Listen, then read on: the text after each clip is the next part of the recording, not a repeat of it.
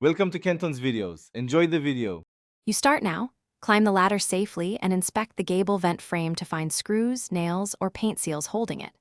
Once found, remove visible screws with a drill and back out nails with a pry bar. If painted over, score the paint line first so you don't tear siding. Make sure to support the vent as you loosen fasteners to prevent a dropped piece. You'll set the old vent aside for comparison and clean the opening of loose debris before proceeding. Once the vent is off, you need to evaluate the opening. Check for rot, warped studs, or soffit gaps. Replace or sister any damaged lumber now. Use a utility knife to remove old caulk and a wire brush to clear residue so new sealant bonds. If the new vent doesn't sit flush, shave edges or add thin shims to ensure a tight fit. This prevents leaks and drafts.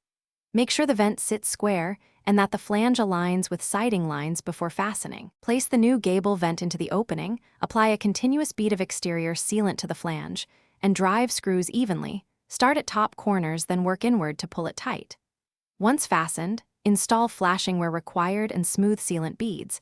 Make sure vents aren't obstructed by insulation. After cleanup, run a light water test or hose at a low angle to check for leaks. If you see seepage, tighten screws slightly and reapply sealant. This single trouble. Thanks for watching. Consider subscribing if we helped you.